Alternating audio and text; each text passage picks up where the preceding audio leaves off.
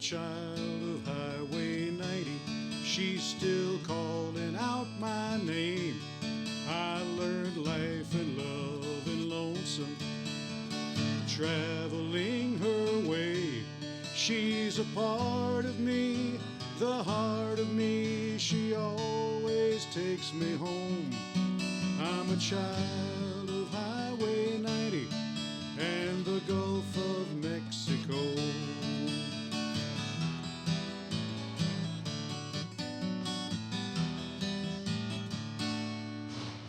All right, guys, welcome back to another episode of Two Beers with the Band. I'm your host, and my guest today is Mr. Les Kerr. And you heard just a few seconds of his newest song, Child of Highway 90. That's also the name of your latest album. It is. Child of Highway 90. And that's one of, 12, at least 12 albums. That's the latest of the 12, and I've done a few smatterings of singles throughout the time too, but the 12 full albums. Okay, all right. So, if you don't mind, tell us a little bit about yourself and what we're sipping on. Okay, well, first of all, I grew up on the Mississippi Gulf Coast. I was born in Louisiana, and as an infant moved to Mississippi and had spent the first 24 years of my life there in Jackson. But mainly, I say I misspent most of my youth in Pascagoula, which is at the heart of the upper Gulf Coast. And I loved the culture down there, the whole relaxed atmosphere. You know, if you go to different states, you'll find that some parts of states are not like others. Well, Jimmy Buffett used to call the Gulf Coast of Mississippi the fun part of the state, and I agree with him. It was, and anyway, and he's one of the reasons that we're drinking Corona beer this afternoon. I really, that was great marketing back in the 1980s when he got connected with Corona beer, and I was a big Buffett fan.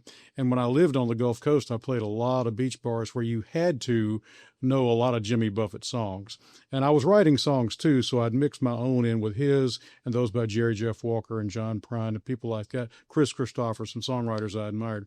But anyway, the beer we're drinking today, my choice is Corona because first of all, I like the texture of it.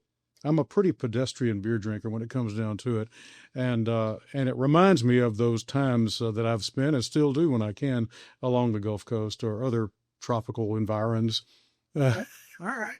Well, let's get it poured in a glass. It's been quite a while since I've had a Corona. When I was in college, buddy, I drank my fair share plus your fair share, at least two other people's fair share of Corona.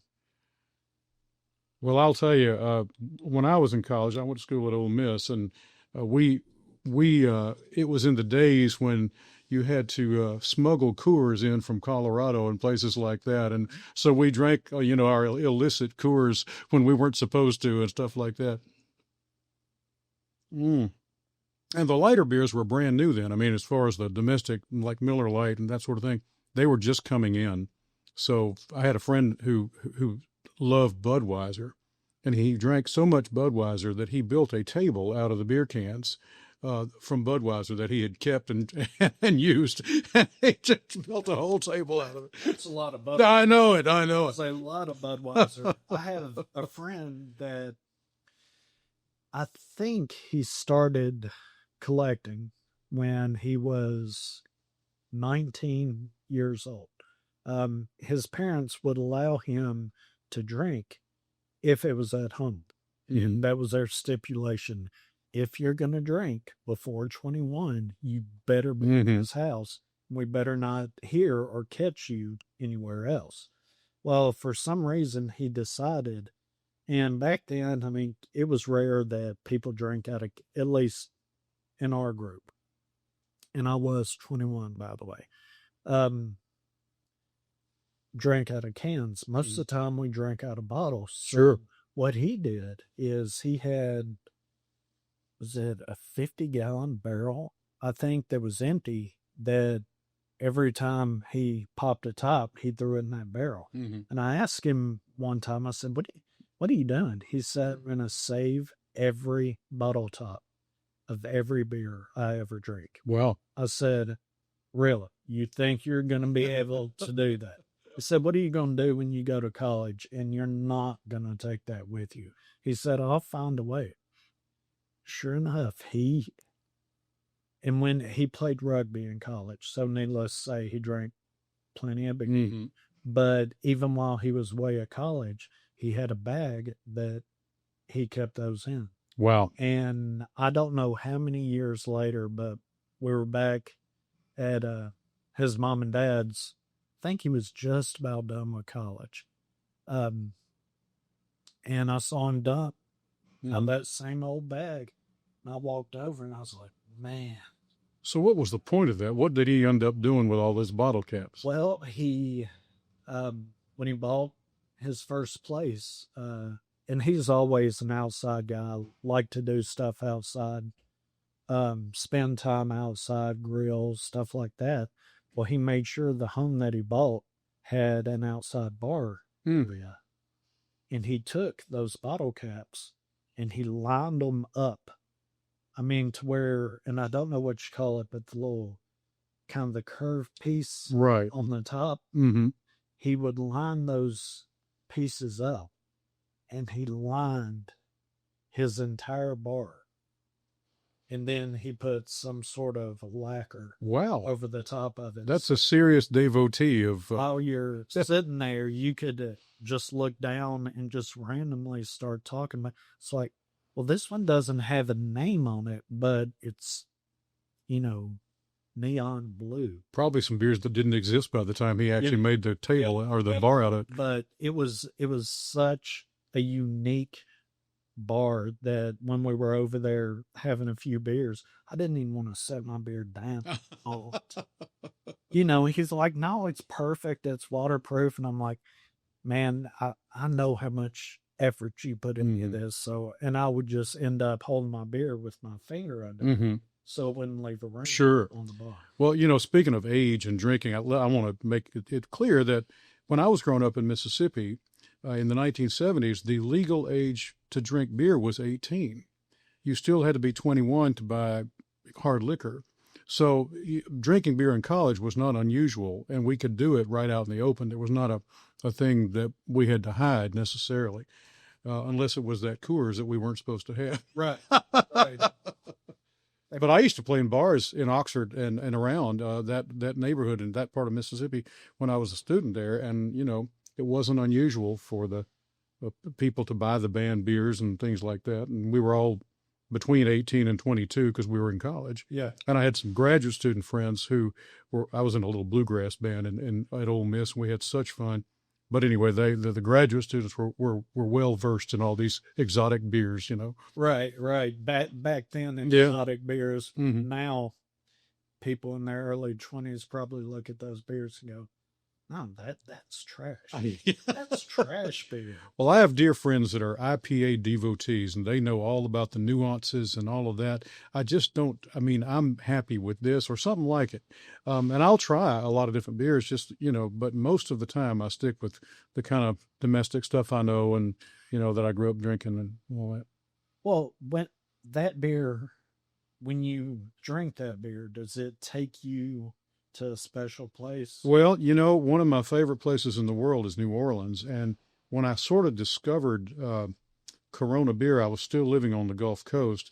And if you grow up down there, in fact, the song Highway 90 sort of alludes to it, my stomping grounds really were between the Florida Panhandle and New Orleans, Louisiana. And because it's like, if you live in Middle Tennessee, you might drive from Nashville to Franklin or Clarksville, Cookville, something like that. That's kind of the way people feel about it down there. It's not a big deal to go from Pascagoula to Biloxi to Mobile or New Orleans. So one of my fondest, I guess what brings me back the most is drinking Corona in New Orleans when it was sort of a new thing, when I was just discovering that beer.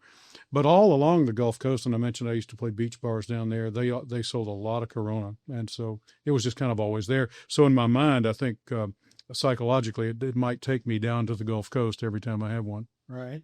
Well, we're getting Gulf Coast weather. I know. It is unbelievable. It is 70 degrees outside. That's right. I think, and it's January 8th. That's absolutely insane for Nashville. But I am enjoying that beer. It's been, like I said, it's been quite a while since I've had a Corona, but it hits all the marks of what I remember in a Hmm. Corona.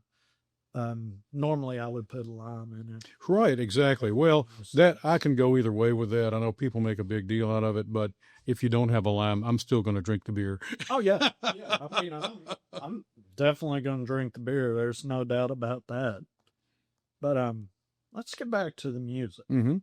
So I've read that you combine reggae, country, folk, blues, and rock all into one sound. It's whatever I can get away with mainly.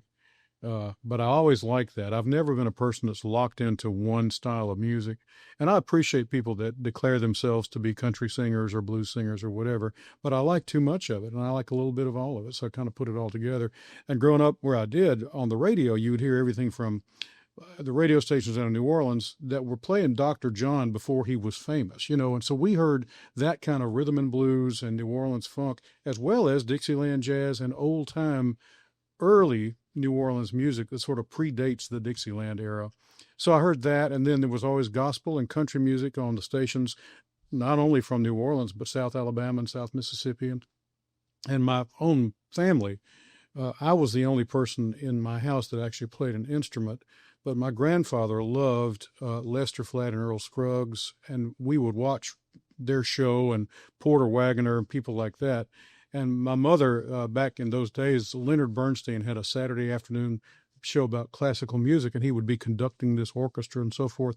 And the minute my mother left my room, if my grandfather was visiting, we'd switch to Lester and Earl and Porter Wagoner and the Wilburn brothers and people like that. So I've heard a lot of it. And then I always say that I joke about the fact that my family had that Harry Belafonte record that everybody had back then, Jamaica Farewell and Matilda and all those songs that he would sing. And I love the rhythm of that. And I love rockabilly too. I was a huge, and still am a huge Elvis fan.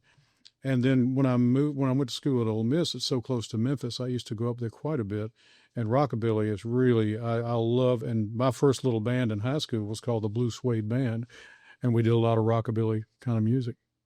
Was it difficult for you to combine all those different genres into your music and make it your own sound? Well, I love the thing is, we don't necessarily do them all in one song. that's I call it Hillbilly Blues Caribbean rock and roll, because we can touch on those and more actually beyond that, like the New Orleans influence and that sort of thing. So we don't really have to put it all in one song. But in our show, I like to entertain people, and you might hear a country song and then go into more of a classic rock feel. I wrote a song called Pool People, which is very much like the old 1950s song Palisades Park. And I love drawing on that as my influences melodically. And if a song feels like it should be a country or bluegrass song, then that's kind of the way I write it. If it's pulling me towards the blues, I try to do that too. So, and the good thing is that people of a lot of different musical tastes seem to enjoy what we do and what I do with my band and as a solo act. So it's worked out for me very well. And as a songwriter, it allows me to draw on different types of music to illustrate a point in a song. If you wanted to really drive home the lyrics, and it's a sort of, I did want sort of a history of B.B. King's early life, so I naturally drew on the blues for the melody. So you can pick and choose as a songwriter which type of rhythm or, influence you want to use. So you don't really have to fit your songs into a certain genre. You let the song tell you where it needs to go. And that's, as a songwriter, that's always been the way it is. And and people that know me realize I'm not, if you know the same three chords I do, you can play all on my songs. Just got to know when to play the chords. But I usually start with an idea for words first. It's rare that I come up with a melody before I come up with words. And so I try to find something melodically that will fit with what I want to say. Which one of your songs encompasses your sound and your style of music the best? There's one I wrote called Hillbilly Blues Caribbean Rock and Roll, and that sort of explains what I do. And I wrote it because I had been saying that as kind of a joke to people when they say, what kind of music do you play? I would say, well, I grew up on the Gulf Coast and I love the blues from Mississippi and jazz from New Orleans. So I would say I call it hillbilly blues, Caribbean rock and roll. And people would laugh at that. And it always got a reaction. And I thought, well, maybe I need to put that into music to sort of illustrate it. So I did. So I think that song itself really kind of sums it all up. How did you get into music at the level?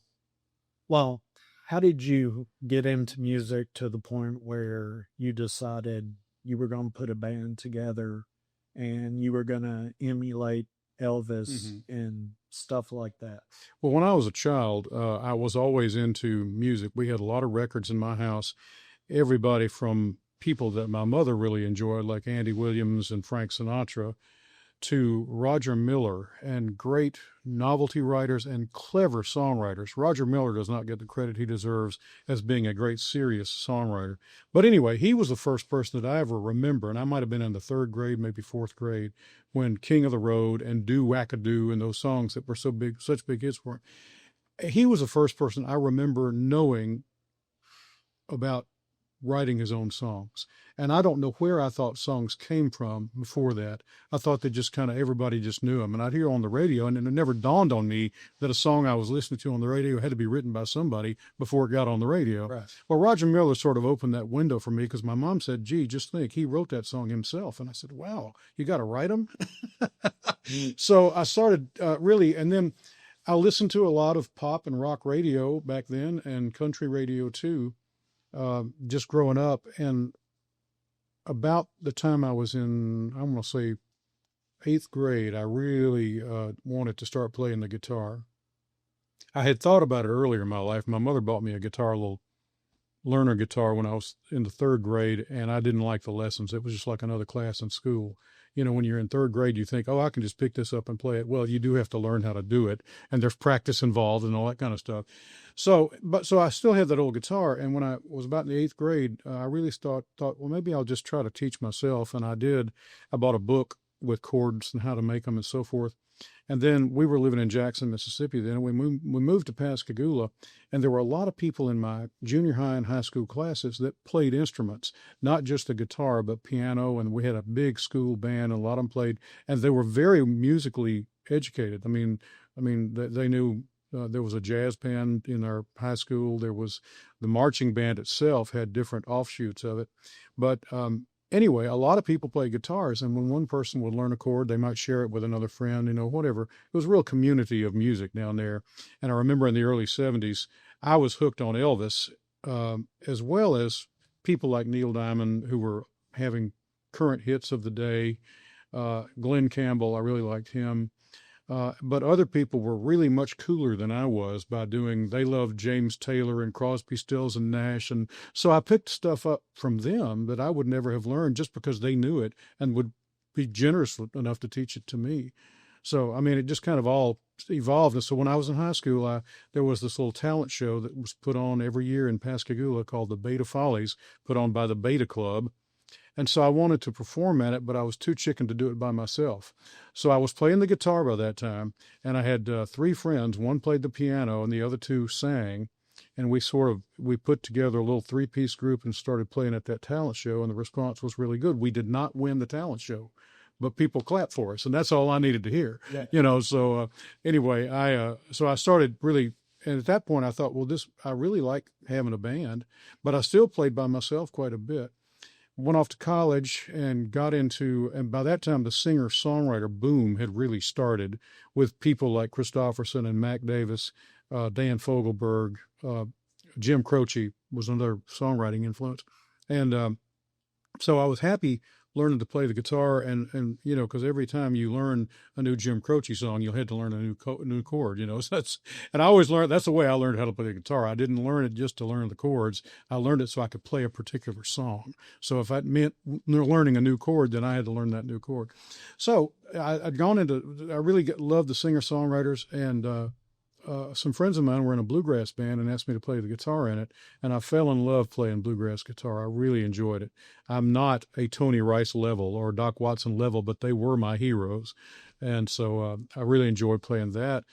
And then I continued to perform after I left Ole Miss back down on the Gulf Coast, and my degree was in journalism, and I ended up in radio news back when the radio stations still had full-fledged news departments.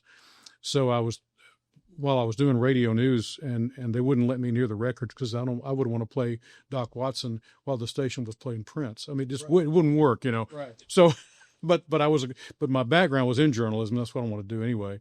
So I would do the radio news during the week in the mornings, and then on Friday and Saturday night, go out and play somewhere. And I had a very good friend named Danny McCann, who's still a very good friend, and he played the dobro. And that brought us, so I played the acoustic guitar and he played dobro. And over the years, he's on the new album, even though we haven't lived in the same town a long time. You hear those influences, and we used to do everything from bluegrass festivals to nightclubs with a guitar and a dobro. And it gave us a little twist because that combination was nowhere else on the Gulf Coast.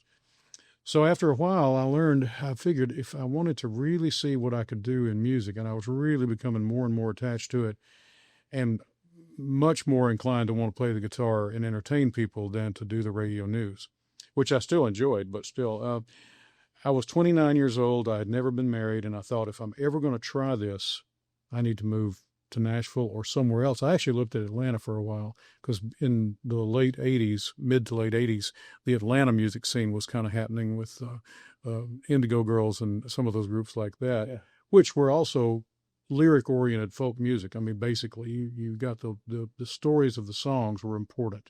People like James McMurtry and other national artists that were coming up. So, but I chose Nashville just because I knew two people here. Or three if you count my relatives that I used to stay with, but they weren't in the music business at all. So anyway, I moved here in 1987, and I've been here ever since. So I know that was a long way around the barn to get to how I got to play it. Well, I mean, it actually that answers a few other questions that I'm probably still going to ask. I hope I don't, but at what point in your life did you decide you were going to make music a full-time thing?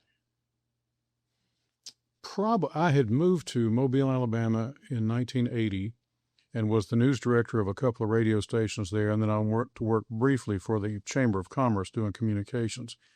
And I loved the people I worked with a lot, but I was more and more drawn to really wanting to play music instead. And so I would say probably the mid-1980s. And by that time, I was playing up and down the Gulf Coast. My friend Danny and I would play a lot of yacht clubs, nightclubs. We would play special events like little festivals, and all the way from one of my favorite ones was in Defuniak Springs, Florida. I can say I played Defuniak Springs, but little festivals and places like that. Marianna, Florida, the Mississippi Gulf Coast, and over to New Orleans. And I really love the idea of being able to do that. And while that was not traveling too far from home for me, I mean, we always slept in our own bed, but it was exciting to go from several states. We would do some things even in South Georgia, as you'd do to some old college connections I'd made over there. And so anyway, so I guess it would have been, I was in my mid to late 20s. And that's why I say when I was 29, I decided that if I stayed in Mobile, a city I loved, I would never leave. And I would always wonder what it would have been like to move to Nashville or anywhere and really try this on a larger scale. Who are your top two biggest influences in music? This sounds so, it might date me as a human, but I would say Elvis Presley.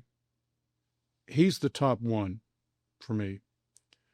Number two is such a close call. It's hard to pinpoint one person as that other influence, but I would say in the top five of number two would be Lester Flatt, B.B. King. I have seen Bruce Springsteen in concert. It's hard not to be moved by the way he presents himself. And Jimmy Buffett, and especially Jimmy Buffett, because he's such a good storyteller, and Tom T. Hall, for the same reason. Their songs are so expressive, and they have a beginning, a middle, and an end usually, that it doesn't leave you wondering necessarily. Sometimes it does, sometimes it provokes thought. But I would say, it's hard to say, but number one is Elvis. I would have to go back to that. Do you think he would like the type of music that you create? I would hope so.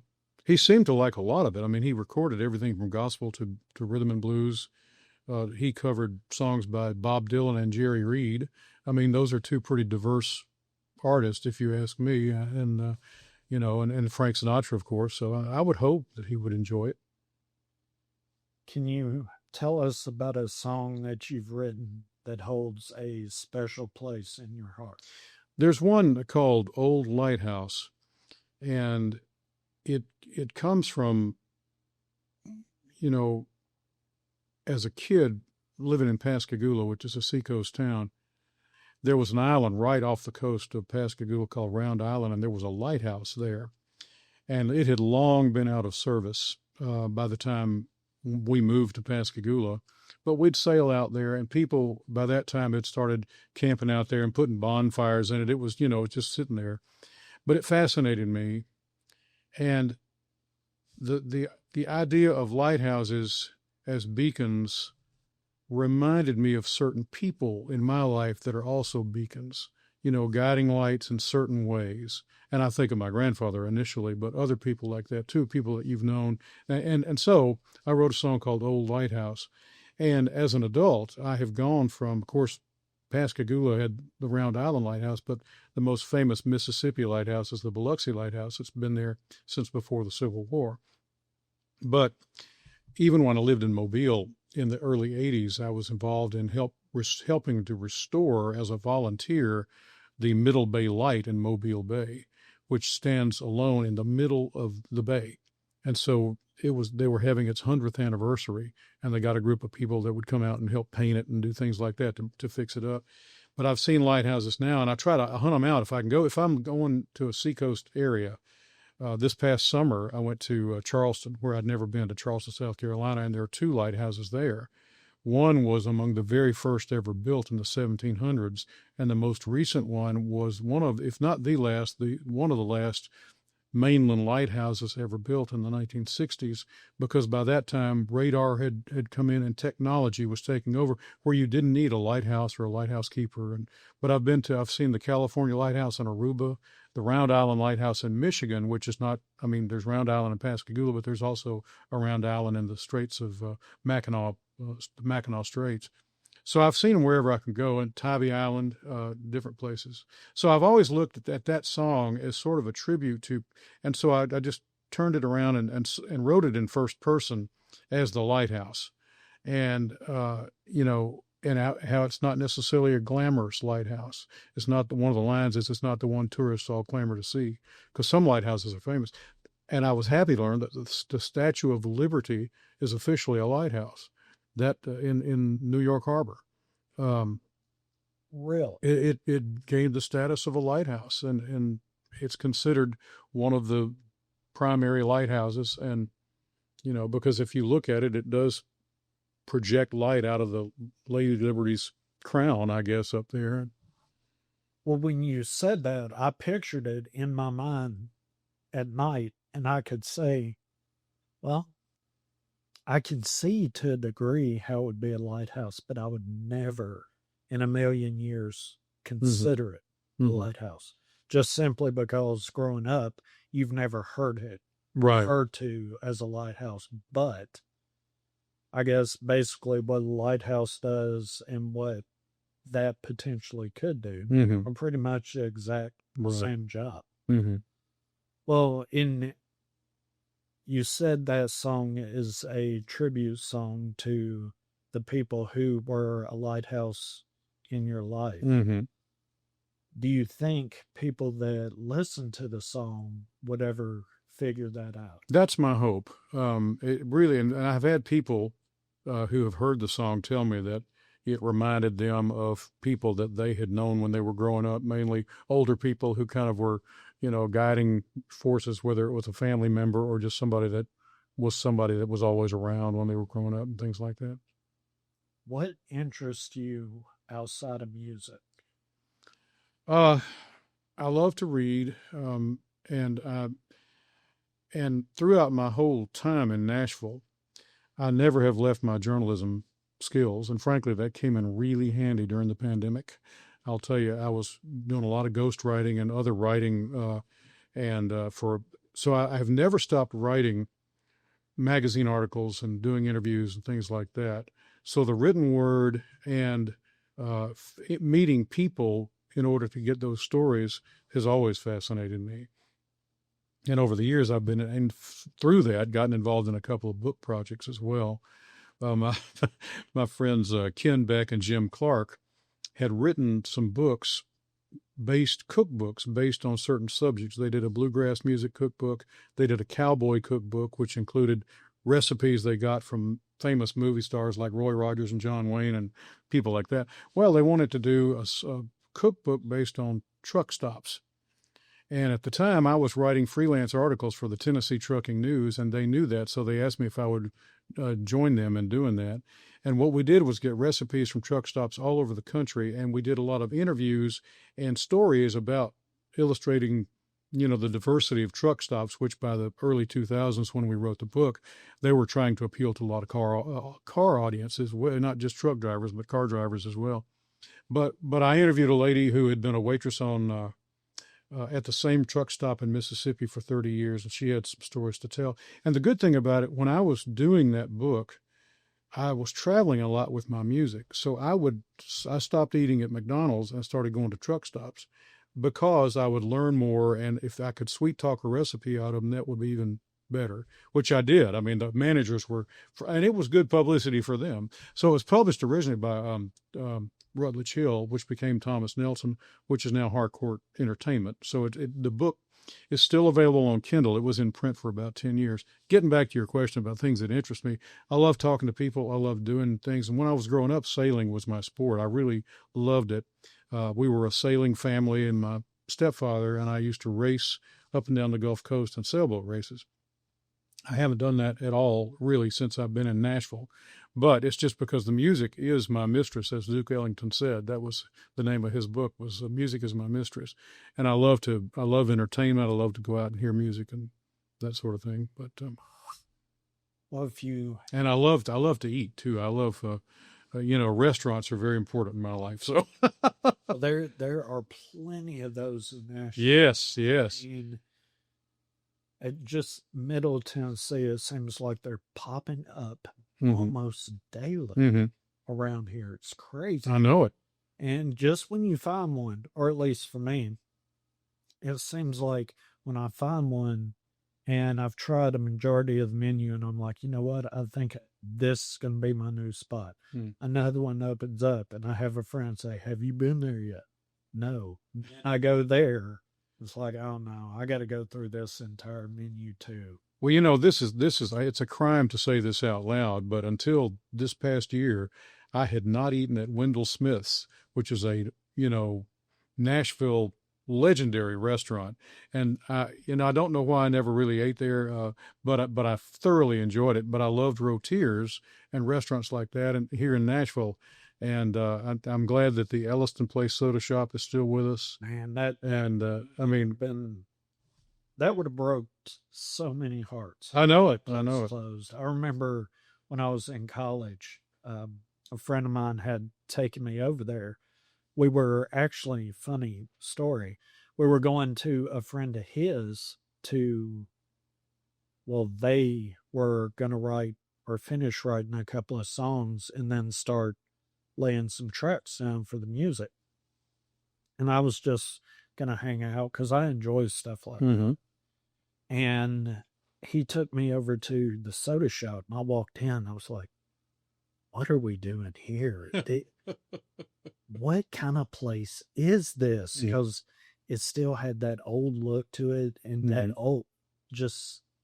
old diner, and I think someone would say drugstore. No, yeah. Look to it. Very much. And at the time, the staff were wearing, I'm not going to say period perfect, which is probably not even a term, uniforms, but the clothes they were wearing just really kind of went with the flow of the place. And I was like, man, okay, whatever. Because at the time, I hadn't seen anything like that before. And well, did you grow up here in Nashville? Let me ask you a question. Yes. Well, can you tell me how and why hot chicken is our thing? Actually, it came, and I cannot. Oh man, Well, I sort of know the history of it with Prince's, which was the main icon of. I hate to use the word icon, but you have to every now and then, I guess. well, I think what happened is because Prince's was kind of a local spot, Mm-hmm. and when people would come to like Belmont, Lipscomb, Vanderbilt, over in that area, and they would find, they would meet up with upperclassmen who had been around a Mm-hmm. while, who knew about Prince's Chicken, Mm-hmm. and then all of a sudden it grew from there. And then when those young adults would leave university and go back home, they would kind of miss that flavor Right. because it was nowhere Mm-hmm. around. And people started kind of, oh, well, this is my take on Nashville hot chicken. Mm-hmm. Mm-hmm. And people would be like, Nashville hot chicken, what is that? Right. And then it just kind of grew Mm-hmm. outside of Nashville. And then when it did gain popularity, people really wanted to focus on the actual hot chicken in Nashville. Mm-hmm. And it just, when Nashville started blowing up, that started blowing up with it. And I've gone to these other restaurants. I mean, I've eaten Prince's. Oh God, I was in college first time I had it, and it burned me up Mm-hmm. pretty good. I wasn't ready for it. See, I'm not a fan of that. I mean, it's just, oh my goodness. Well, it was good, but I thought I could get the level that I got. I said, nah, it can't be that. Boy, it burned me. Steam was probably coming out of your head at that point. Yeah. I finished it because I paid for it. And when you're in college, you got to eat what you paid Sure. for. And I finished it, and I'm not going to say I enjoyed it. It was just too much for me. But the next time we went out, we had Prince's again, but I took the way dialed back. Well, I enjoyed it. I've never been a big fan of it, but I appreciate it because people that like it seem to love it. Oh, yeah. It's like I grew up on the Gulf Coast, but I've never liked oysters, but my parents did. And I remember telling them one time, I wish I could enjoy as much, as people that like oysters love them. And to them, there's no better food on the earth. And a lot of hot chicken people are like that too. I mean, that is what they want all the time. It's like, oh my gosh. Woo. I'll tell you a substitute I found. If you can find a good chicken spot and they don't have Nashville hot chicken, just put a little Louisiana. Ah, there you go. just maybe a couple of drops per bite, and it'll still give you that flavor, but it doesn't really bring the heat. Yeah. And you can kind of work yourself into the next level of Prince's. You can move up from there. At least that's what I did. And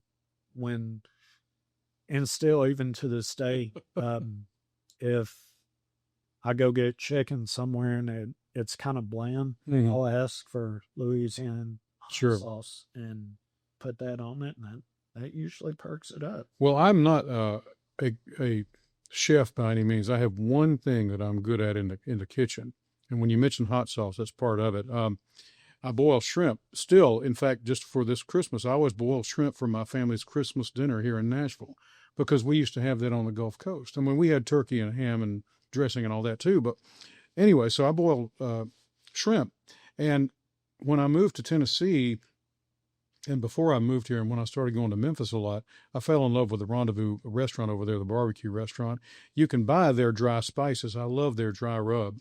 So I started putting some Rendezvous dry spices in my shrimp boil, and it really gives it a good twist. Yeah. But I use, I cut up fresh lemons, slices. The Old Bay or Zatarain's really is the best of the crab boil you can use, I think, which comes from Louisiana. Some cayenne pepper, some black pepper, and some either Tabasco or Crystal hot sauce. Crystal's a little sweeter than Tabasco, I think, but I always put that in there too. But the Rendezvous spices from Memphis really give it a different twist, and it gives it a Tennessee flavor too. So, Okay. That's the only thing I'm good at in the kitchen. I can't cook a thing other than that. All right. Well, that leads into my next question. What is your most useless talent? Well, cooking would be one, except for that. Except for that. I am not good at anything mechanical or practical. I cannot hammer a nail in straight. I have never been a good carpenter or anything like that. I guess it's doing that kind of work. I'm just terrible at it. And when I had to go out and put some more to replace a couple of fence post things, and you can tell. I mean, they're up, but if you look closely, you can see how the nail is really bent right at the. So I'm just not good at anything mechanical, I guess. Okay, but you would say cooking is, or at least that one. Well, I can follow a recipe and put things where they're supposed to be, but some people have a real talent for bringing out this really unbelievable flavor in a particular dish. I've never had that, so that would be, except for boiled shrimp, and that's just because I'm doing it all my life, I guess. When I was a kid, one of my jobs, because where we lived in Pascagoula was so close to the small craft harbor, every Saturday morning, this particular fisherman would come in with his shrimp catch, and so we'd go down there and get fresh shrimp right off the boat. And so my job was to take the heads off the shrimp, and I got to where I could do it really fast. We had some cats. We had to make sure they were not in the house when that was going on. That would drive them crazy. But so I can do certain things in the kitchen, but nothing that you would brag about. What is your guilty pleasure song? Oh, my guilty pleasure song. There's a bunch of them. There are these songs, and when somebody says, "Oh, I heard that song and now I can't get it out of my head," that is literally music to a songwriter's ears. You want to write one of those songs. So there are those, and I guess, well, there are certain songs you say, "Well, I liked it the first 9,000 times I heard it," but every time you hear it again, you like it just as much. One of them is Margaritaville. I love Margaritaville as a song, and I sang it up and down the Gulf Coast when I lived down there because you had to. Yeah. But now, if I can possibly avoid it, and I'm successful at it since I do mostly my own music now, that's one. That would be probably the one. But I still love the song, but it just wears on me. I mean, it just after a while you say, okay. Okay, well, what if you were playing like the show, other than it being a Christmas show, where I met you? What if you were playing that kind of bar environment where it kind of free flowed, or at least for me, that's the way everything looked. It just kind of free flowed. What if somebody asked you to play that song? Oh, play Margaritaville? Yeah, would you? If I could get out of it, I would. But I would generally. What I started doing was substituting songs about the Gulf Coast that I'd written, and that seemed to satisfy the itch. But sometimes I wrote a song called Part of the Show, and the impetus of it was people in bars who just would hammer you. I have never learned the song Freebird, and I've never learned Sweet Home Alabama because I don't want to play them. And if you don't know them, you can't play them. But Freebird and Stairway to Heaven and those songs, and so I wrote a song called Part of the Show, and it tells the guy who's usually plastered. Oh, yeah. I haven't learned it since the last time you asked me to play it. I mean, right. 2 songs ago. So. Right, right. I was going to say that Freebird here in Nashville, at least when I was growing up or when I was going to bars in my early mid-20s, you heard that every. Oh yeah. Well, getting back to guilty pleasure songs, I mentioned Sweet Home Alabama. As much as I don't, it's not one I think it suits my voice to play or sing. I do think it's a very well written song. I mean, I love the song, and when I lived in Mobile, you heard it all the time. So I mean, that's one reason I didn't want to play it. Everybody else was playing it, so.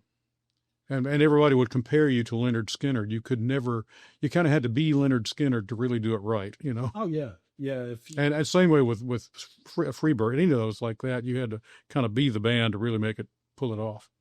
Yeah, because if someone asked you to play it and you played it and you really messed it, you've shot yourself in the foot with that group of people for the rest of the night. no matter if everything you played was perfect Mm-hmm. and you messed up the anthem. Mm-hmm. So Yeah, that's right. That's exactly right. I'm done with you. You messed up the anthem. Mm-hmm. When I would, a lot of times just to get when I play the electric guitar, just to warm up, I was doing this, and then I realized I had to stop it, but I go, yeah. Oh, yeah. I mean, but then they expected the whole song. Oh, yeah. And I didn't know any more than that, and I barely knew that. But I would do it just to kind of test my amplifier and the guitar sound and stuff. And all of a sudden, people would say, play the rest of it, play the rest of it. And I didn't know the rest of it. Oh, I could definitely say, yeah. So I've learned that you only start, warming up with songs you might want to play if people like it. Yeah, especially if you're not the first act that comes up, and then everybody's kind of settled in. Mm-hmm. If they're at a bar, they got a little beer flowing, so they're kind of like, yeah, just run with it, go, just start. What do you mean you're not going to play that song? Yeah, Well, I now only start with songs I intend to play. If you could listen to only one album for the rest of your life, which album would it be and why? That is a really good question. I would think maybe the first one that really drew me to Elvis, which was Elvis Golden Records. It was an album of his first gold records, and I was a kid when I got it. And the reasons are because of the songs on it, like Heartbreak Hotel and Hound Dog and songs like that I really always liked to play. And when I first started performing, those were the songs that I started playing too. So I will never get tired of that particular album. At least I don't think I would. What has been the most memorable or challenging part of your career to this point? Well, among the most memorable, we will have, as of 2026, we will have done our 34th annual Mardi Gras show at the Bluebird Cafe. And the Bluebird itself, just playing there anytime, but especially on those Mardi Gras shows, that really is a good representation of the full band. And I love that with the saxophones and accordion and keyboard, depending on who we have. But I love that. So I would say playing the Bluebird Cafe might be the most memorable, although it's hard to say. I've played at the Grand Ole Opry House too, and at Nashville's 4th of July celebration, which is a wonderful experience. And, just to be a part of something like that. As far as challenging and difficulty, I learned after I got here, and I really came with the idea that I could become a hit songwriter, and that might have taken place. But in 1987, when I moved here, Randy Travis was really kind of taken off, and Travis Tritt and folks like that. And I was writing story songs about, and like I say, Tom T. Hall and Chris Christopherson were a couple of my inspirations, as was Roger Miller, and even with Jim Croce and people like that. The stories of their songs really, really guided me as a songwriter myself. They were no longer, I would say the people that I talked to in the music business, in the publishing realm, were no longer interested in story songs. In fact, I remember Susan Gibson, who wrote the song, a huge hit for the Dixie Chicks, and she wrote 3 verses and a chorus and a bridge, and she told me that she said the Dixie Chicks only cut 2 of the verses, and they left the bridge and the chorus, of course. But it was a huge hit for her. Now I can't remember which one it was. It wasn't There's Your Trouble, but it was one of their huge hits when they were really big. And so Susan Gibson lives in Texas, and she said she would, once that song took off, she would play it, and she'd play her own version of it and include the 3rd verse. And she would say, people would come up and say, you're singing the wrong words. And she'd have to say, well, I wrote that song. Well, believe it or not, I'm telling that story so I can tell this one. There was a great songwriter named Ralph Murphy, who was a really guiding light to a lot of people, including me. He worked for ASCAP for years. And I remember taking a song to him that I thought had a lot of legs, and people loved it when we played it. I had recorded it. My little CD was doing really well with it, my independent one. And he said, yeah, but it's got too many verses. And I said, well, it has 3 verses. He said, yeah, people don't want songs with 3 verses anymore. And I said, well, why can't they just cut the one they don't like out and go ahead and send it to Garth? I don't care. I'll be happy with it. But, I learned that people make up rules. And so when I got to Nashville, they would say, well, you can't, you needed the two big words when I got here were the songs have to be upbeat and positive. So I thought, well, I should write a song. I'm positive she's going to leave me or something like that, But they would say, you need to write something upbeat and positive. Well, I said, well, I don't necessarily go out of my way to write negative songs, but they tell a story about the challenging parts of it. As I tried to adjust to what I thought Nashville wanted from songwriters, I wrote what I thought were some of my worst songs ever.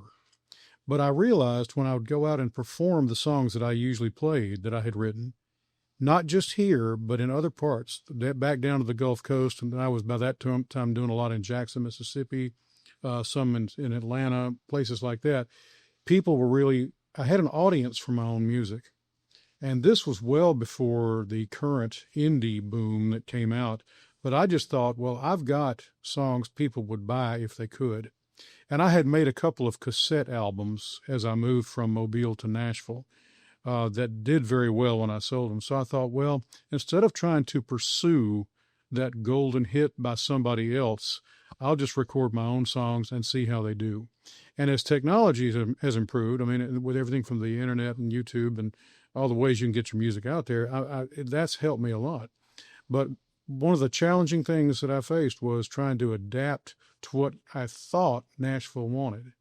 And then as I've gotten to know really nice hit songwriters, they have told me that you still have to put your heart in it. You can't just put a song out there because somebody else tells you it needs to be this kind of song or that kind of song.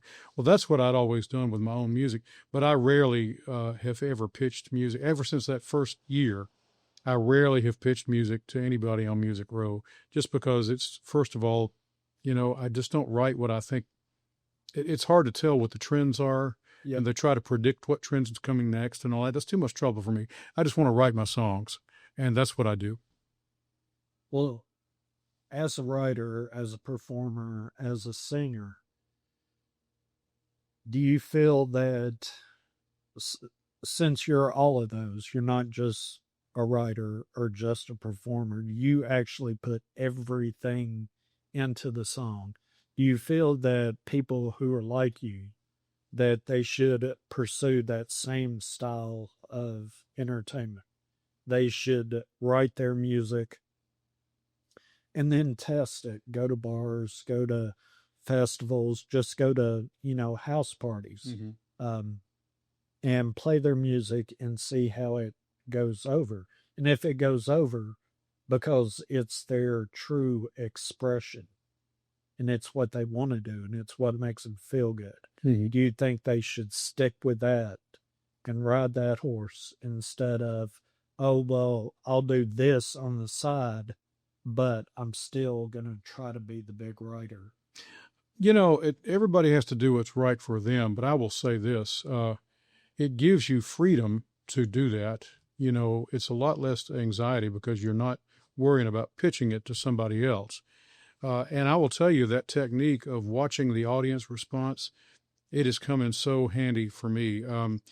You can tell there was one song I wrote, and I rarely co-write. I write with people that I've known for a long time, or somebody that comes with a really unique idea that I really think I can add to. There are a lot of times you go to a songwriter event, and complete strangers who are songwriters will come up and say, hey, let's write together. Well, I don't even know you, but I do have some good friends I've co-written with rarely, and we've come up with some really good songs. And we wrote one, my friend Jim Sparks and I wrote a song called Voicemail, and it's a funny little song. It goes, if you're sorry you hurt me, press 1. If you're begging forgiveness, press 2. Press 3 if you want to come back home, and press 4 if you want to leave me alone, like that. Yeah. So I had recorded the song, and I discovered another independent artist on a trip to St. Thomas. His name is the Barefoot Man. He's well known in the Caribbean, and he puts out albums, and I bought one of his albums. And I thought, what, I bet he could do a good version of our song. I sent it to him, and he recorded it. And not only that, he paid us in U.S. money orders for the amount before he ever released the record. We got all the royalties. That's a very honest fella there. We didn't have to wait in a long time, but that's just because I had I had contacted him personally and said, I've got this song that you might like. Well, as time went on, he recorded it, and I had never recorded it myself. And about 10 years after he recorded it, I got a phone call from this folk music duo in California, and they wanted to record it, and they had bought Barefoot Man's record in the Cayman Islands, and they just fell in love with the song. So then I thought, well, I need to play this and record it myself. It's been now recorded by 2 other artists. And so I started playing it out a lot, and I realized after the first verse and the first chorus, people were not laughing as much, and it was supposed to be a funny song. Yeah. And I thought we might want to change that. So I was able to go back and change it and add and to rewrite part of the song to make it more consistent with the first part of it that people really liked. And so before I was able to record it myself, thank goodness, I had played it live for people, and I saw where their interest kind of, stopped. And if you're in the middle of a song and somebody then starts saying, hey, buddy, and talks to their neighbor or whatever, then you know that you're not really holding their attention. So I would suggest to anybody, go out and play them live, and I've played in more living rooms just because I enjoy doing it, and people, just for no money, but, just to go and if there's a guitar pull or if somebody says, bring your guitar to a party, I'll do it. I enjoy that very much if they'll listen.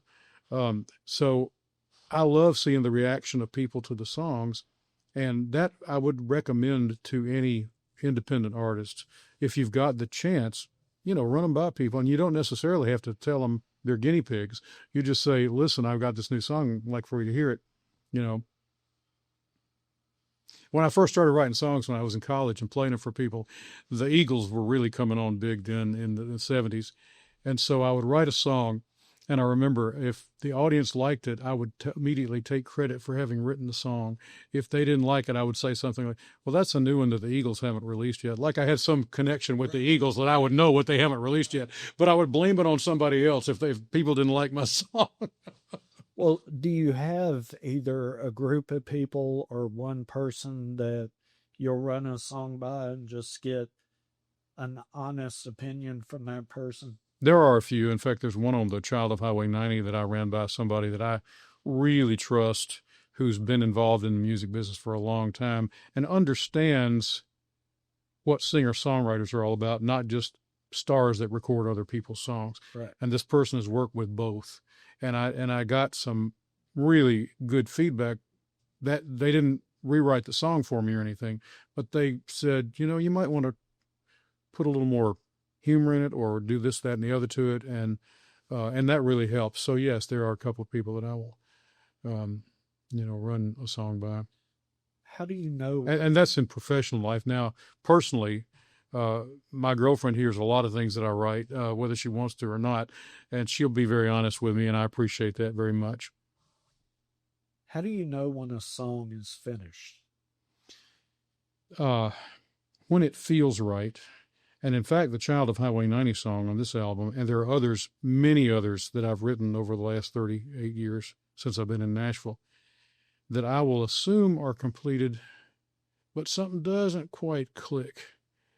And it might be a rhyme, it might be the way a phrase fits a melody, and you're saying what you want to say, but it's not quite flowing right. And so I know a song is finished when I feel very comfortable singing it all the way through without hesitating, and that's whether I'm by myself or with somebody else. I mean, you can just tell if the song's not quite, and if it doesn't entertain me or if it causes me to have questions, then I think, well, it'll probably cause the audience first before I ever think of it. Which one of your songs is your most popular? Well, if you look at the number of people that have heard the songs, I've written some songs for special projects, and one involved a campaign that the University of Mississippi did. It was a $200 million economic development campaign to raise money for a new school of journalism and other things like that. And through my connections, just as an alumnus of the school, I made, I was asked to write a song for that campaign. Well, after the campaign came and went, a group put together an online album only on iTunes and other venues like that. And that song, which I did not sing originally, it was performed during that big financial campaign by the Count Basie Orchestra, which was a real thrill for me. I mean, Count Basie's been dead for a long time, but his band's still out there, and they treated it beautifully. And the lead singer on that was a great singer named Mary Haskell. So time went on a couple of years later after that came and went, and the song was released, and we basically released my demo of it with Brian Cumming, who wrote it with me, and he and I performed it with some other people. And so that has gotten probably the most hits. And it's not because of me, it's because it's about Ole Miss. And there's so many Ole Miss fans out there, they're going to hear it, whether they want to or not, probably. But as far as the ones I play, that I've written, that I performed, there's one called the Camellia Grill, which is about a restaurant in New Orleans that inspired me back in 1983 before I ever moved here. It's just a colorful place. And so I wrote a song about it, and it was very quickly written, and I changed it a little bit as time went on, but not much. And it's got a good groove to it. It's got a good rhythm.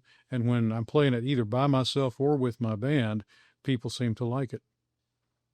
I'm really curious about music and about people that write music, make music, and people who are indie artists and do it their way. Mm-hmm. And what I'm trying to do is I'm trying to make a show that shows successful indie artists and maybe people who are like out in the Midwest or way up north, in Montana, that are talented and thinking about maybe pursuing music, and they're really young. Well, I love the question about whether they should try their songs out on a real audience, because it really does make a difference for me. And I've got that luxury. With the band, I usually record with the people I play with, so we've had a chance to learn the songs before we ever get in the studio, and that helps too.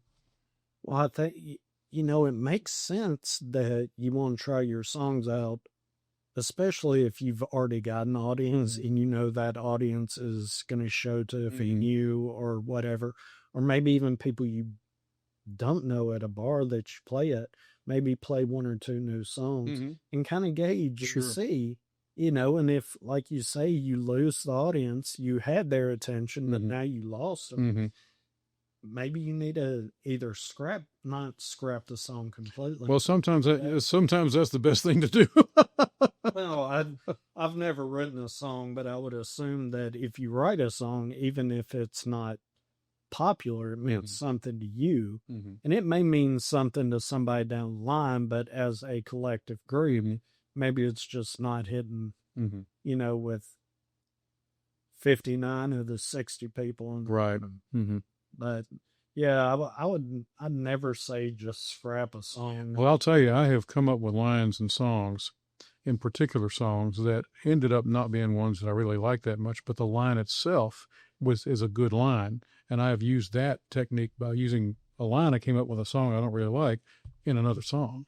If it fits somewhere else better. So yeah, there's all that that you kind of play with in your mind about what to do. I don't think anything. If you think enough of a song to finish it, then there's got to be something you really like about it. Yeah. And even if it doesn't work in its own entity, you can use those certain lines that you like in other songs, so. Well, I think songwriters, especially young songwriters, probably need to hear that. If you got a good line, don't just scrap it because the song's not done. Right. See if you can work it in to maybe even an unfinished song that you wrote 6 months ago. That has happened to me so many times. It really has. Well, how many unfinished songs do you think you have? I have a stack of bar napkins and scraps of paper and envelopes with really good first lines or first verses or a chorus that are sitting on a coffee table that I just need to get around to. I don't know how many of them, but over the years, and there are probably some I could go back and rewrite. I mean, that I wrote when I was a young songwriter, brand new to the whole thing, that might have been a good idea, but I wasn't a very good songwriter then. I'm not sure how good I am now, but anyway, But I think there are a lot of them. I couldn't pinpoint how many, but there are a lot of great ideas I need to just develop. Um, I read that John Prine wrote his last album when his wife noticed that Fiona noticed all these scraps of paper that he had, and she said, "What's it going to take to get you to finish some of those songs?" And he said, "Well, if I can just get to a place where I couldn't be disturbed." So they rented him a room at the Omni Hotel in downtown Nashville, and he was there by himself, and apparently finished all of those songs that he had the scraps of paper on, and it became his last album, which is an unbelievably good record. Yeah. Yeah. Well, I was going to ask you, do you ever think you're going to go back and revisit those songs and possibly release? Well, there are certain things that I'd like to do that are already good songs that I know about. In 1999 or 2000, I recorded an album called Red Blues, which was a mostly blues album of songs that I'd written that I thought fit that genre. And it was nominated for Blues CD of the Year by the Music City Blues Society. But at that time in my band, we were not using horns like I do now. And I have got it on my mind to go back and record those songs again with the saxophones, because since then Brian Cumming, who was with my band for so long before he moved to Crossville, Tennessee, he did all our horn arrangements, and I still use the horn arrangements even though he doesn't live here anymore. And so we've got these arrangements, and it's on my mind to go back and record some of those songs again with the horns, and they'd be brand new recordings. We wouldn't just add the song or the horns to the old tracks. We would go back and do it with the band that I've got now, and the saxophone players that I use now, and Brian too, if we can do it. So as far as going back and rewriting songs, though, I think about songs, and like we were saying, there might be a good line that I'll stick in my head and say, well, I don't really sing the song much because I'm not that crazy about it, but that line, maybe I can do something else with it. And sometimes base a whole song on that line that was in a song I didn't care that much for. Okay. Well, I think I'm going to jump into this. All right, let me sphere right here. Well, tell me about this Southern Grist. Yes. Southern Grist Brewing Company out of Nashville, Tennessee. This is Southern Crisp. I'm sorry. That's what I saw. I didn't see the... I'm sorry about that. Anyway, there's a label. That's right. There it is. This is a pilsner-style lager. Southern Crisp is the name of the beer. It is a 4.4% alcohol by volume. Local beer, not beer.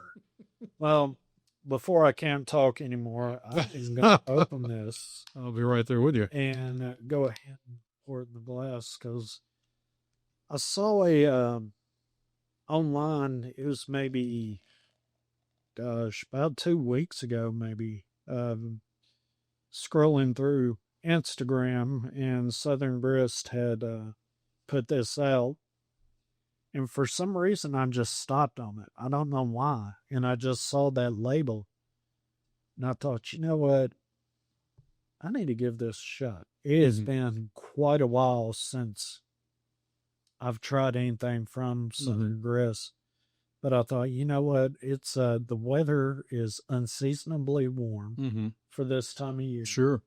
So why not jump on it? And well, when we were talking before about pilsners and beers of that type, I really like the pilsner beer. And there's when you go to tap rooms where I'm not familiar with a lot of the beers that might be on tap, I kind of gravitate, if I'm trying a beer for the first time that I've never tried, to kind of go that way, because I like the texture, and I like kind of like with Corona, I like the way it feels in my mouth and all that kind of stuff. Yeah.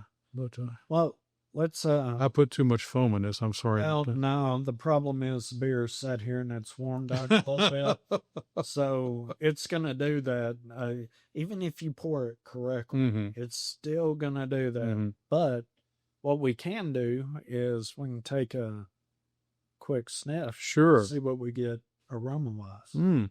It's different to me. What do you get when you smell this beer?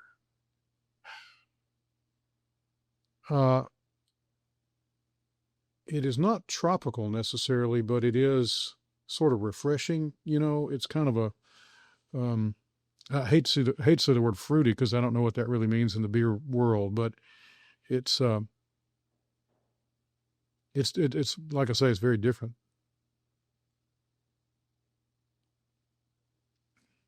I like that. That's a pretty good beer. Not my favorite. I'll go ahead and say that it's it's a little hoppier on the back for me than what I want in a Pilsner. But I'm not saying it's not good. It's just, it's not really what I'm looking for. It's a good beer for what it is, but I got a little bit more of a grain in the aroma, like a fresh, dry grain. Maybe some cereal notes. But, excuse me, on the palate, it delivers, at least for me, kind of a wet grain flavor. And I'm not a fan of that. I'm not saying it's bad. It's just that is not my thing. And that's what this beer kind of presents. And I prefer a beer that the flavor follows the aroma and almost matches it perfect. And I agree with you. You see, you're much more educated about beer than I am. But I do appreciate what you're saying. I will say this: if I had ordered this in a bar, I would not send it back. Oh yeah, in a tap room, it's I like it. Yeah, I'm not gonna send it back. Yeah, because there was a tap room here. It is still there that for a while sold this Czech Pilsner, and I learned that it was made by Black Abbey, and I really liked it. I mean, and you're right; it's a different. The aroma and the flavor were different than what this is, and it's a Pilsner too. So it's Black Abbey. Have you ever actually been over to Yes, Black Abbey? I have. I've been past it a million times, but I've never been inside. It's interesting. I mean, it's been a while, I guess, within the last couple of years, I guess, before I actually went in, since I've been in the building.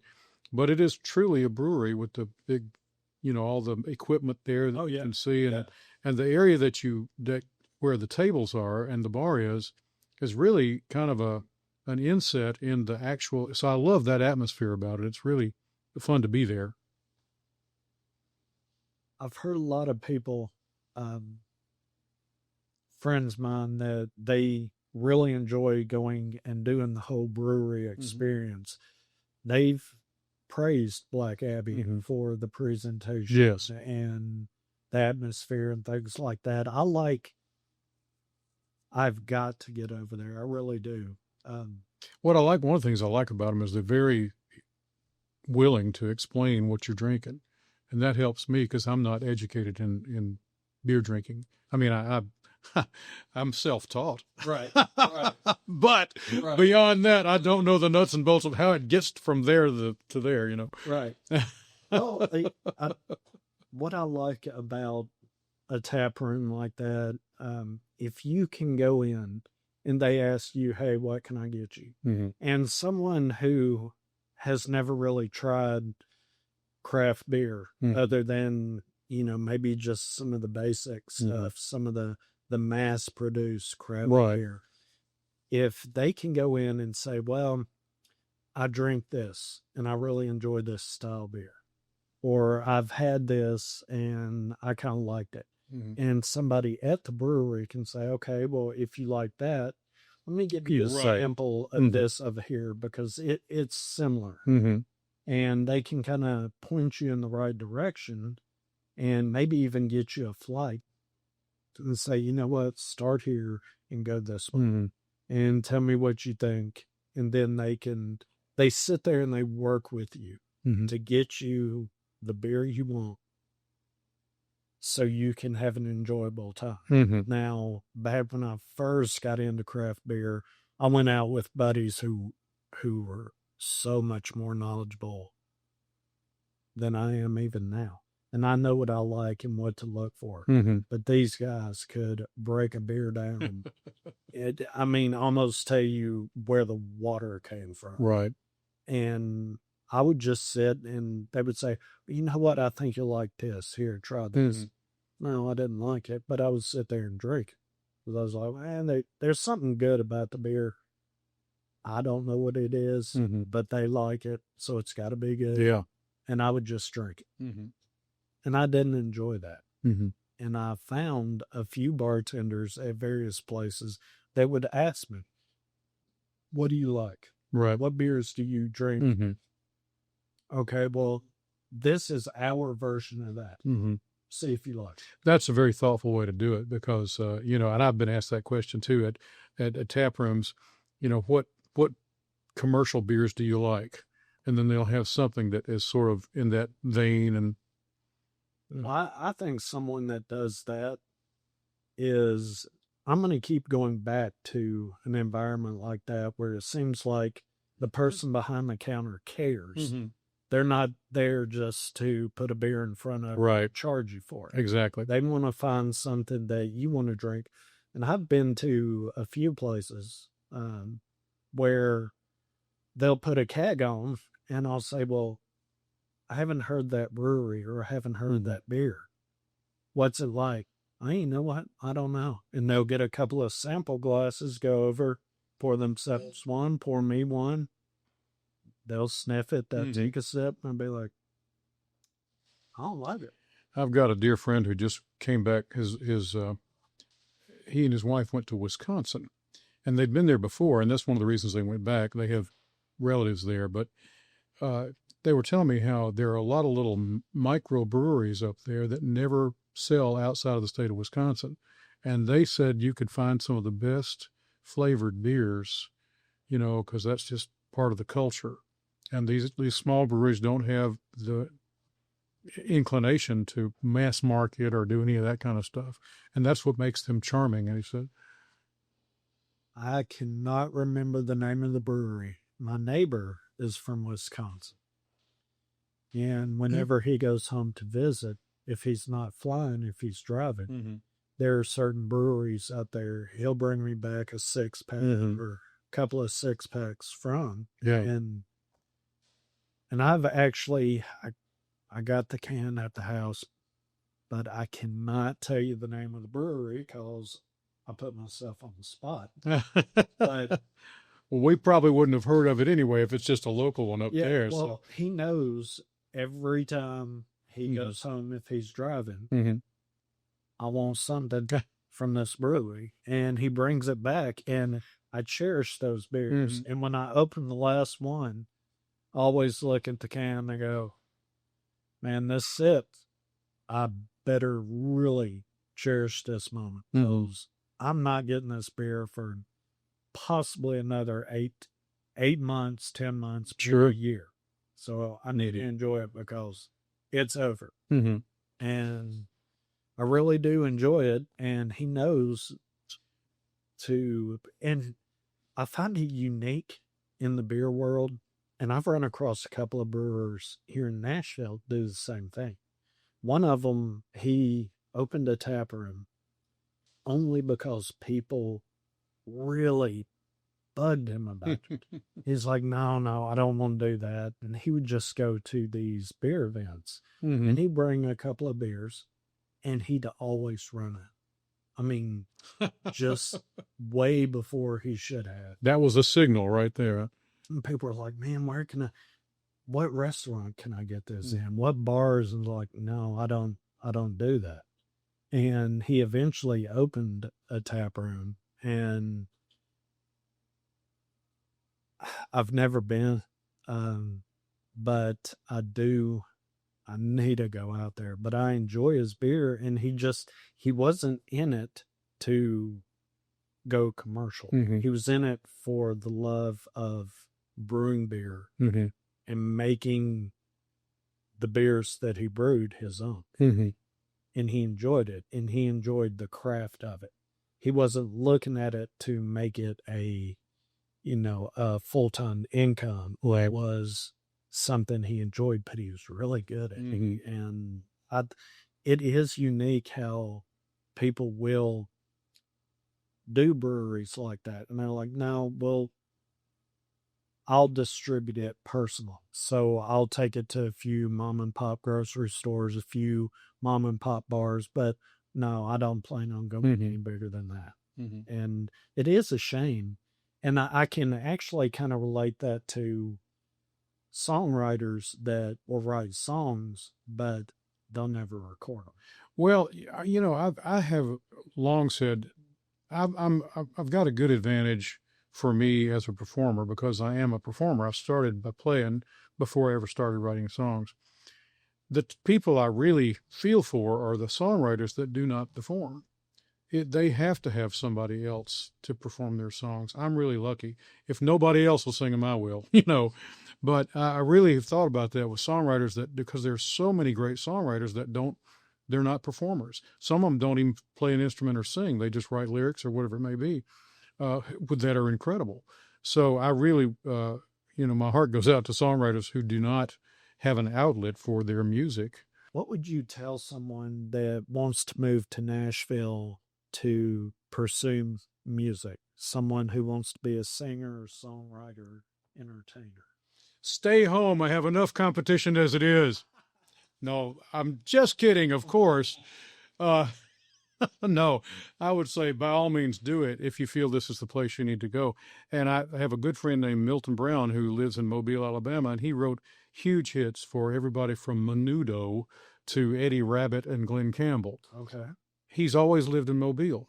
And he told me, he was a mentor to me before I moved to Nashville, because he lived on the Gulf Coast and was a successful songwriter. And he said, creativity is not bound by geography. You can make music and write music and perform music wherever you live if you find an audience. But if you want to pursue it and see where you can go on a national level, either Atlanta or Nashville or other places that are like LA and New York, you hear about them all the time. I would say if you want to try that, come on up. And there's room for everybody, but you just have to what I did was make my own niche. I realized, as I said earlier, I knew I had a market for my songs and the songs that I wrote and the way I wanted to play them because people were clapping for me when I would play them. So bear that in mind. And the harder you try to please other people sometimes, the less successful you can be. So I would say come on up, but bear that in mind. Well, speaking of make my niche, is there a community here in Nashville for your style of music? The good thing that I have been able to do, and I'm really so glad I started the band, because with the band, the Bayou Band, we do a lot of different kinds of music, and the instruments that the other band members play lend themselves to that. That helps me. And so our community is pretty broad. We've done, like I say, that Red Blues album was nominated for Blues CD of the Year. I've got one called Crawfish Caravan, which focuses on, Louisiana flavored and Gulf Coast music. I've got a couple of live albums that are just the acoustic guitar and me. So I'm lucky that I like to do a lot of different things. So I don't say there's one particular area or part of town, although there are places that I truly love to play. I mentioned the Bluebird, and some of the events that we do every year really help. We'll be doing our 29th St. Patrick's Day event at Jimmy Kelly's, and I started playing St. Patrick's Days years before I ever moved to Nashville because I just like the Irish music. And a lot of it is Tin Pan Alley, it's typical my Wild Irish Rose stuff, but we throw in a couple of traditional tunes too. So it depends on what we're playing as far as the community likes it, but I'm really fortunate. I've had very good response here. All right. Well, I know we're up against the clock. I know you have a full schedule even after you leave here, which is pretty awesome. But where can people find out more about you, find your music, find things that you're working on? The easiest one, there's a website, leskerr.com. That's LESKERR.com. But I'm on Facebook, 3 different places. There's a Les Kerr site. And then there's a Les Kerr songwriter entertainer site, which really focuses on music. And then there's another one that I created during the pandemic called Les Kerr Live, because I did 67 consecutive Tuesday night live shows from my house during the pandemic. Really? It was amazing, but I created a special page just for that. And now that's usually where I post where I'm going to be playing first and that sort of thing. It's called Les Kerr Live on Facebook because it was begun to promote those live shows. I will tell you that really helped me. I gained fans from people that had from around the world during that time because they were just kind of discovering, looking for anything new because they were stuck in their houses and all that stuff. Yeah. And of course I'm on YouTube, Spotify, all of those kind of platforms where you can download music or just stream it or whatever you want to do. So I'm out there, wherever you can, so you just can't get away from me. That's the problem, Okay. All right. Well, I like to end my interviews by asking artists the same exact question. What are 2 questions you've never been asked in an interview, and what are the answers to those questions? One question that I have never really been asked, and as I progress even now, I love guitars. I always have. And I like to talk about the guitars that I like to play and some that I just like to listen to. My first really decent guitar when I was growing up was an Epiphone knockoff of a Gibson ES-335, and it was bright red. And the guitar I play now is a 1989 Gibson ES-335, and I love it because I remember back in those days, of course, there was an album cover that Elvis had out where he's playing a red electric guitar. That caught my attention. But then I noticed that B.B. King and Chuck Berry played Gibson electric guitars through Fender amplifiers. And I've always loved that combination with the Fender amp and the Gibson guitar. And I figure if it was good enough for B.B. King and Chuck Berry, who were my heroes, 2 of them, it's good enough for me. And with acoustic guitars, I'm now learning a lot more than I ever knew about tone woods and how the wood that a guitar is built with can change the sound. And those are 2 things that I've never been asked about, but I love to talk about that and go with the different type of spruce tops. And like this one is a mahogany back and side. I've got one that I love dearly that's got rosewood back and sides. And it's amazing how the different backs and sides of a guitar matched with the spruce top. And I've got an Adirondack spruce guitar that George Gruen built, and this one is a Sitka spruce. How all that works together to give the guitar a really individual sound. So that's one question. I hope that was a good answer. Yeah. Answering my own question. Because my brain just... I probably overloaded your brain with all that. Oh, you did, but I have so many more questions just based on that because, I don't play instruments, but I've never really thought about the combination of wood in a guitar changing the sound. I've learned how much more important. I sort of have accumulated guitars, and each one I like for a particular reason. And then I got to looking at how they were built, not only the wood, but the shape and all that. And with acoustic guitars especially, unfortunately now when you plug them in, you get what the sound guy wants to hear. Right. But if you can get a decent sound person, and that usually happens in Nashville, I'm very fortunate. People here are much more attuned to how things should sound. But, and so I like the different, like the Gruen guitar I mentioned is much mellower just because it's not made, it's got an Adirondack spruce top, and that is much quieter than a Sitka spruce top.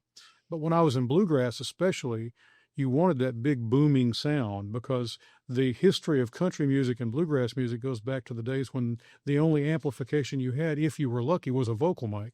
So that's why when you see these old pictures of the classic bluegrass bands, you'll see the mandolin player holding his mandolin up to the microphone because there was no other microphone. So it was time for his solo. He got up real close to the mic. Same way with fiddles and, instruments like that. Yeah. So I've learned a lot about that. So in bluegrass, historically, you need a big booming acoustic guitar.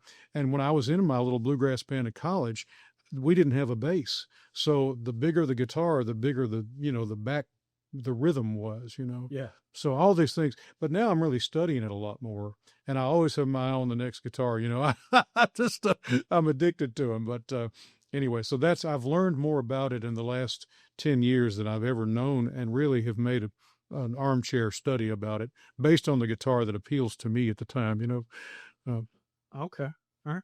Well, is there any way to find out your heroes? Well, for the audience, for fans who may want to pursue that further, is there any way to find out about how their guitars are made? Well, there probably are. I mean, I know that Guy Clark, who was a songwriter's songwriter, he was the ultimate in the crafting of a song, but he also built guitars. So he actually made his own guitars. I know that Doc Watson was famous for playing Gallagher guitars for many years. And so the Gallagher Company, which was a small independent company in Wartrace, Tennessee, they've now moved to Murfreesboro, but they still exist. And they have, and a lot of the major brands, like that's a Gibson, but Gibson and Martin, you may find that they endorse particular artists. So if your favorite singer plays a certain kind of guitar, you might want to look at it that way, because I loved Chuck Berry and Elvis, especially Chuck Berry, because I love the rockabilly and the bluegrass, I mean, the rock and roll of that era. So that's kind of what got me towards red electric guitars shaped like the ES 335. So I would just pursue, and Garth Brooks is famous for playing Takaminis. It depends on who you might like. And each one of those companies has a lot of information about how they make their different models of the guitars. All right. Like you can find the same model with a rosewood back or a mahogany back that a guitar company might make. And it's the shape of the guitar that helps that sound come out too. Okay. Well, what's the second question? I would say a question that I would love to be asked, so I'll ask it to myself now, is the importance of place in where my songs come from. Like I mentioned, I was born in Louisiana, raised in Mississippi, spent a lot of time as a kid coming to Tennessee, to Jackson, Tennessee, where my grandparents lived, and Memphis. And then I lived in Mobile, Alabama, also on the Gulf Coast. And that stretch between New Orleans and the Mississippi coast and Alabama coast and the Florida Panhandle really did help me kind of gain a lot of sense. And I love, you mentioned earlier about my favorite hobbies beyond music, and reading is one of them. And I love reading reading books. I recently have gotten into a lot of Eudora Welty, who was a Mississippi born and raised author. I keep wanting to say songwriter, author.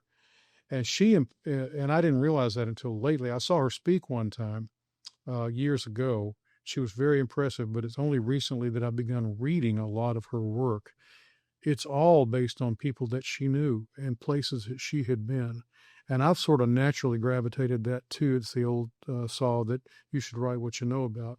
But I think that nobody really, and everything I write is not based on where I've lived or people that I've known, but most of it is and has some elements of those things in the songs that I write. So I think a sense of place is really important. I'm not the first person to say that by any means as a songwriter or an author, but I think to me it really guides where I want to go. You talk about advice to people that don't live here. I've been asked, is it wise to use place names like Pascagoula that people might not have heard of, or little towns? And yeah, I think so. I think that gives it a little special identity that might not be just a song about, it may be about a small town, but if you just said a small town, you're not saying, Sessoms, Mississippi. I've never written a song about Sessoms, but it's a place, or Electric Mills, Mississippi. That's another one. I love that. So, those are just pontifications that may or may not be of use to anybody but me. Okay. All right. Well, ladies and gentlemen, thank you for making it to this part of the episode. And if you enjoyed the episode, if you'll leave me a like and a comment below. If you didn't enjoy the episode, if you'll leave me a comment below and let me know why. And I'm going to have to schedule at least one more interview, possibly two, but at least one with Les in the hopefully very near future. If you have any questions you would like me to ask him, if you'll leave those in the comments section below. And thank you again for making it to this part of the video. And cheers. Cheers, and thank you so much, Chris. she's still calling out my name. I learned life and love and lonesome, traveling her way. She's a part of me, the heart of me. She always takes me home. I'm a child